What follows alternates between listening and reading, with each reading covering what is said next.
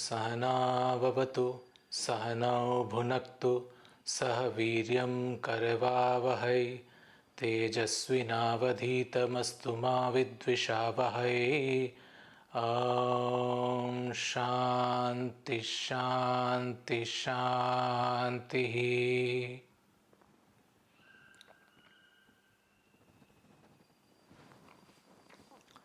Welcome everyone for another session of weekly group meditation. So let's begin our practice. Let's meditate for first 20 minutes and then we will go into discussion of an important aspect about an issue that beginners face when they start meditating. So I'll go and look into detail of what that issue is, what can be the cause of it, how to behave in those when we encounter those issues, how to deal with that. So we can have a discussion on that after our session, but first we will sit together for 20 minutes. It will be a silent session like we did last time, and just make sure that you are comfortable. You are not going to be disturbed for next 20 minutes. I will keep the timings for you, and the method is very simple. You just have to maintain stillness and silence for those 20 minutes. Okay?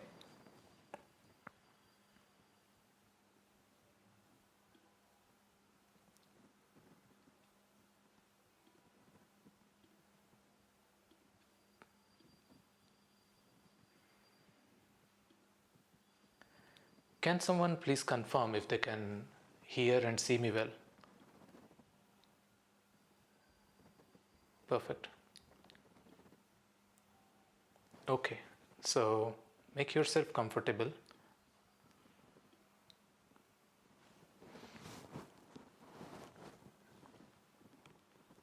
If you wear glasses like me, this is the time you can take off your glasses. Sit comfortably with your spine erect, cross-legged if you are sitting on the floor. If you are sitting on chair, it's time to scoop yourself to the front edge of the chair. Let your back be unsupported, your feet flat on the ground. Close your eyes.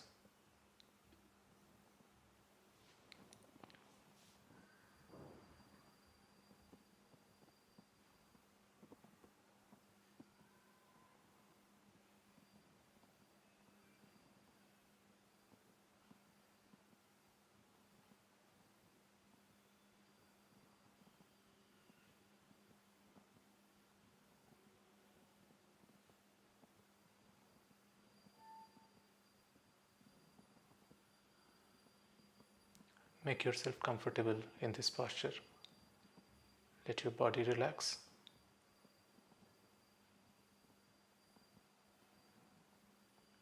Let us start with 3 deep breaths. Let's breathe in and breathe out.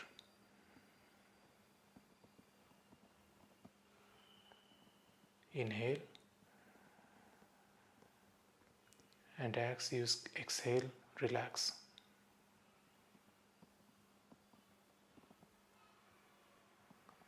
Inhale one last time.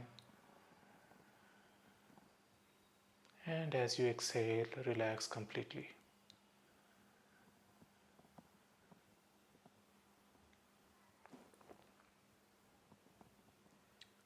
Allow your breath to flow naturally without trying to change anything about it. Simply observe the natural flow of breath.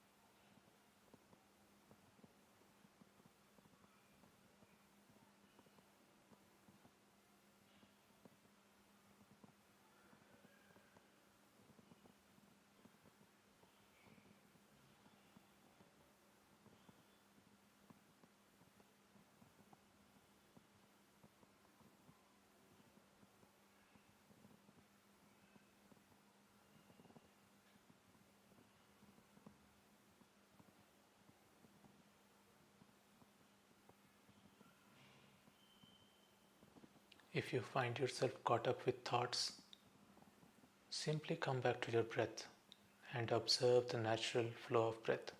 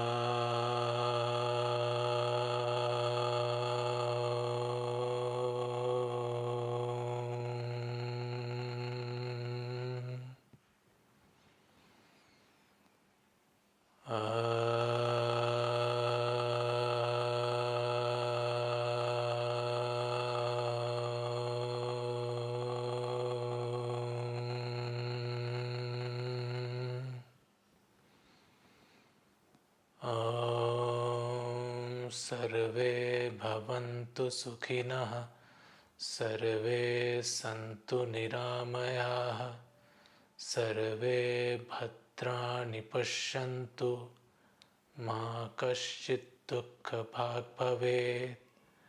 Om Shanti Shanti Shanti.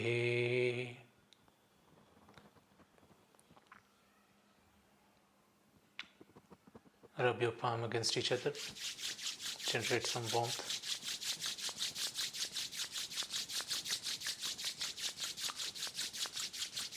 Cup your eyes with your palm and slowly open your eyes.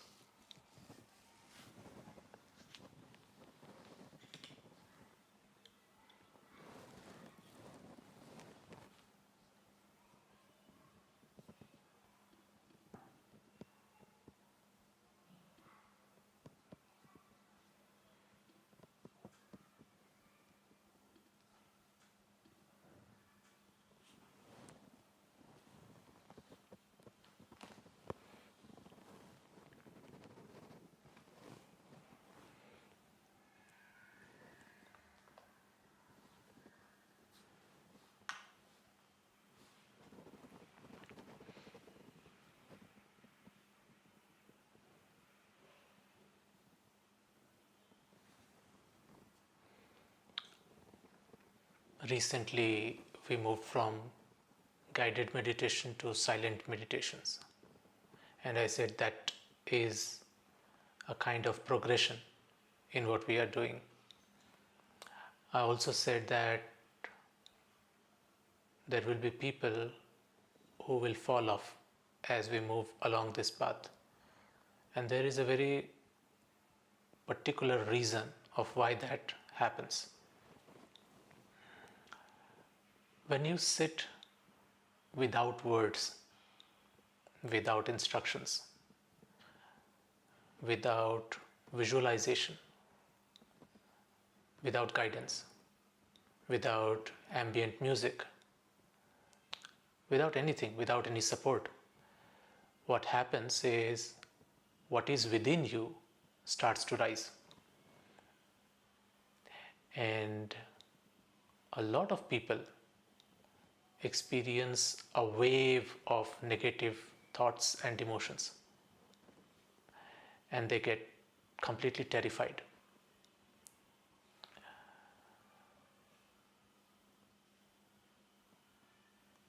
There was also a question in weekly discussion which is related to what I am talking. But this is a very common experience with people who start meditating and try to focus on breath or body sensation without any external support when they try to meditate. This is a situation a lot of people encounter. Now, a lot of people quit meditation at this point. Obviously, nobody likes facing negative emotions, negative thoughts, when they believe that on an average day they are much more positive, they are much more neutral. Only during meditation this is happening. So it becomes an obvious step for them that meditation is not working or it's producing some kind of ill effect on them, and this is the cause. So better stop this one activity, which is the reason of this. That's how they think. But the reality is that throughout the day, you never gave opportunity for those thoughts and emotions to arise. It is only during those silent meditation when you were not continuously bombarding yourself with more information. And that's when there was a passage which was empty of any incoming information, and that passage could be used by what is within you to rise and escape.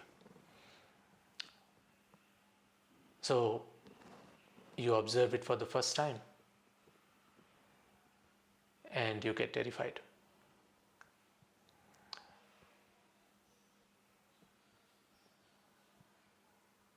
What to do in this situation? Obviously, it is very difficult to sit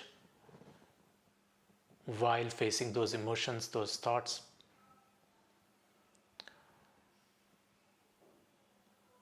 But before we get into what we should be doing, let's also understand what not to do. One thing is obviously when you go back to, say, some kind of guidance, right? This is an act of suppression. What was coming out naturally, now you stopped the passage by again letting a stream of new information go through the channel. Information overload, right?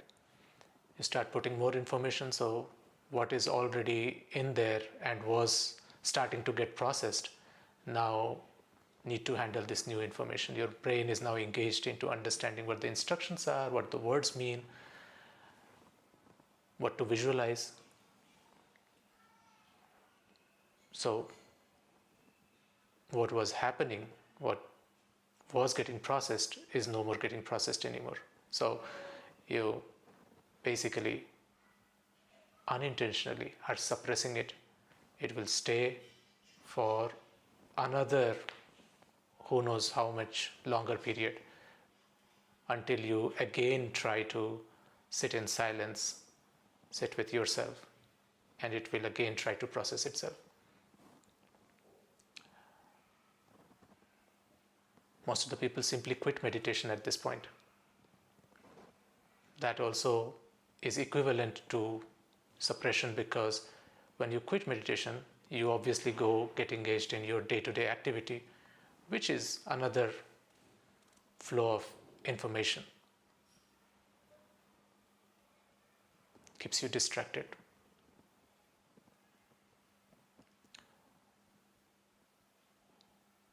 One more thing is a lot of people start analyzing those things. Oh, this is not good. I could have done it this way at that time.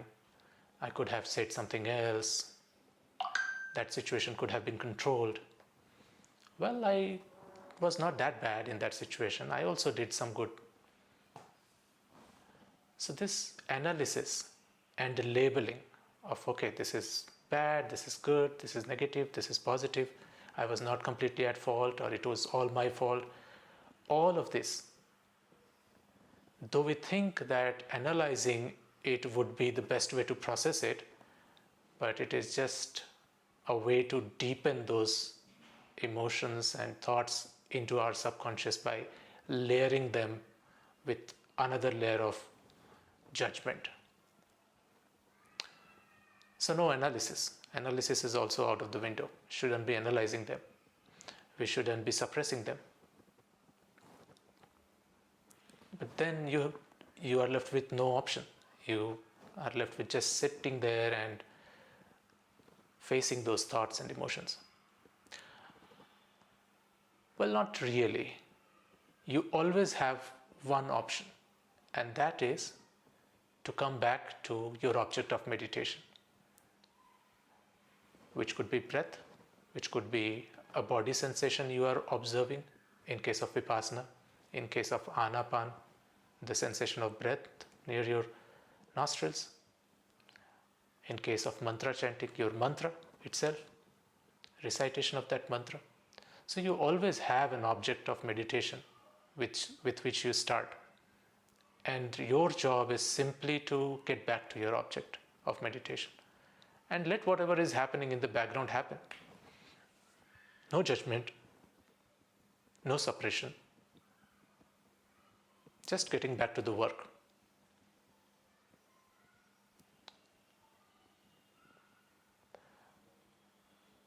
This takes time, depending on how much things you have collected which are not processed. It may take some time, but once this is finished, once all of that stock is processed, you gain a certain stability in your practice. And then something else happens. And you will notice, once everything is processed, is what your day-to-day activity will start to appear in your practice. Not something from the past now, all of that is finished, gone. What happened today? What happened yesterday? That is going to stay with you during your meditation and try to distract you. And this is when smart meditators, they try to start changing the way they behave in the world, their activities, their daily activities, how they engage with others, how they engage with themselves. That's when they start to make those behavioral changes, because if they don't, that stability which they experienced for some time, that stability is being disrupted by your immediate activities. So that's how behavioral changes come into picture. But how much ever bad this may sound, like facing negative emotions and all of that, I'll give you a perspective that this is not that bad. This is actually beneficial. Now you may ask how. Now,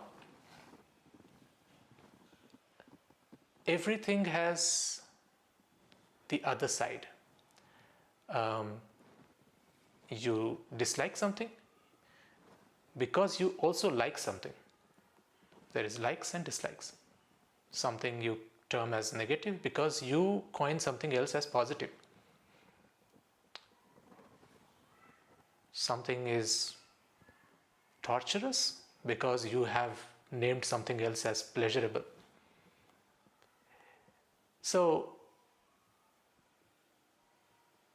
when in meditation you happen to see things which you have labeled as negative,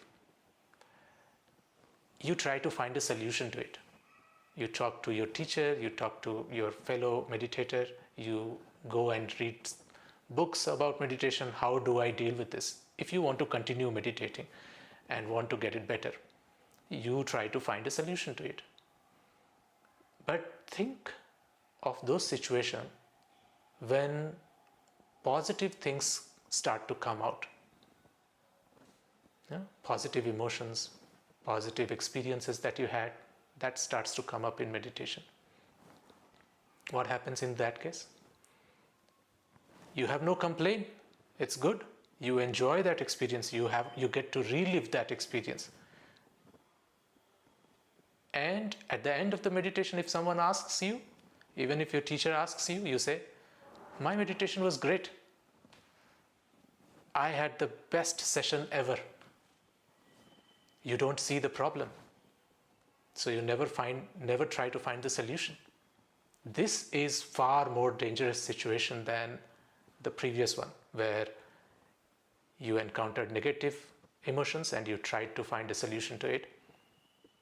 Because this is something that you think is the effect of meditation, as you have thought of it in your mind, that meditation will make you happier, meditation will make you cheerful. Rerunning those old movies in your mind which are pleasurable gives you that high, and you think meditation is working fine for me. There is nothing to ask for. But goal of meditation is not that. The goal of meditation is to transcend both negative and positive. So this other situation actually is far more dangerous than the previous one. And it is fortunate that most of the people actually encountered the first situation where they are troubled by the negative thoughts.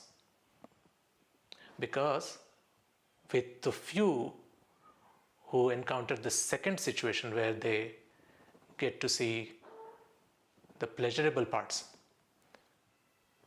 they just think that it's all going fine, never try to find a solution, and this ego keeps growing that their meditation is superb. But they actually are at the same exact spot where the other person is trying to find a solution. Only difference is this guy is not trying to find a solution. So thoughts keep coming during we meditate. The job is to simply come back to the object of meditation without trying to label it either as good or bad. Labeling creates another cycle of impressions. If you want to get rid of it, just let it go as whatever it is without trying to label it anything. As it comes, let it go.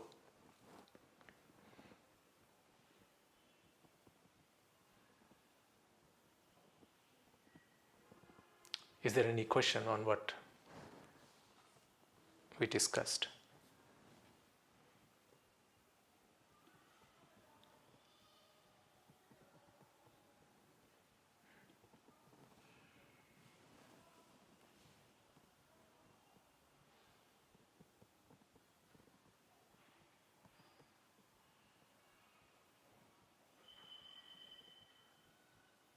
Is letting go better or noting? These are two separate techniques. Noting, I would say, requires a certain level of skill, because noting without introducing your own judgment in it,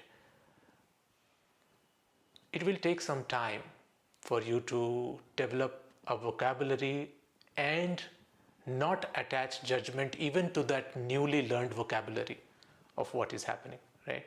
Thoughts. When you think, you say thoughts. But at the back of your mind, you are, okay, during meditation, thoughts is not good. And I recognize thought. You understand? At the back of your mind, it is already registered that, oh, okay, my meditation was not good. A lot of thoughts. Not negative thought, positive thought, but the thought itself is negative, because while having meditation, you have a certain idea that in meditation you shouldn't have thought. If that is your idea, thought itself, without adding the negative and positive prefix to it, becomes negative, right? So noting is a skill in itself.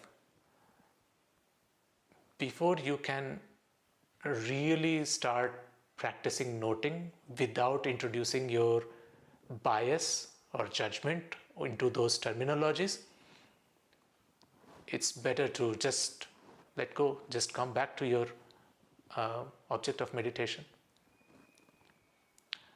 But if you can note without having any judgment, that can open another dimension for you. It has its own merits of what it can do for you. Does that make sense?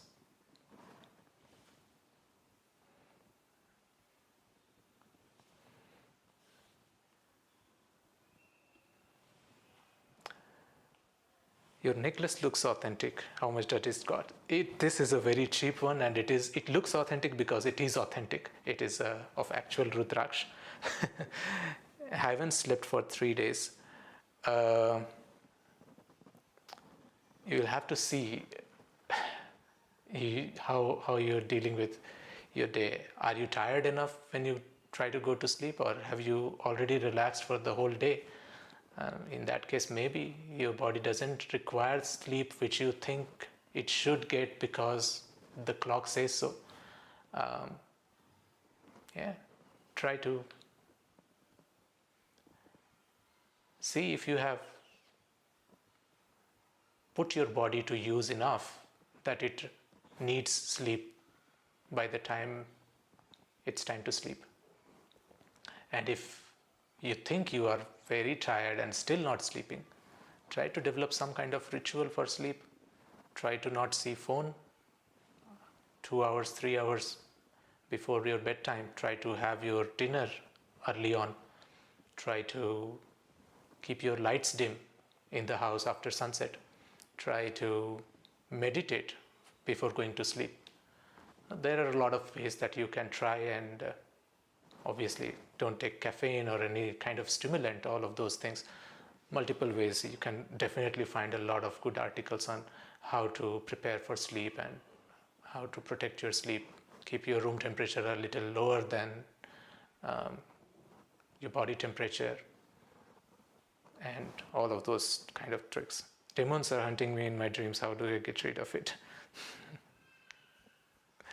When you will require sleep, really when you will require sleep, no demon will be able to disturb you. So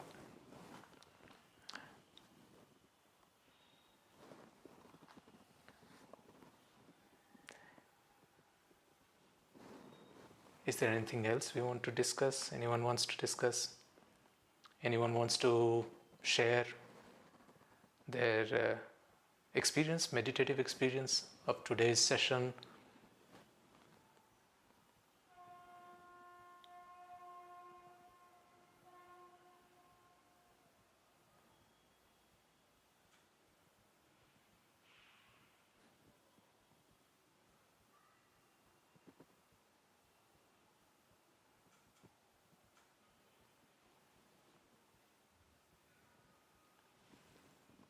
Okay.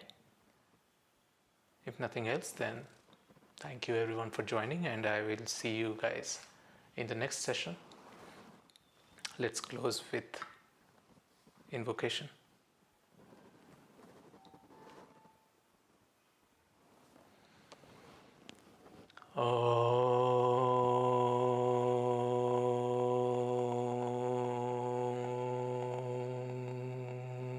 Purnamadav Purnamidam Purnat Purnamudachyate Purnasya Purnamadaya Purnameva Vashishyate. Om Shanti Shanti Shanti.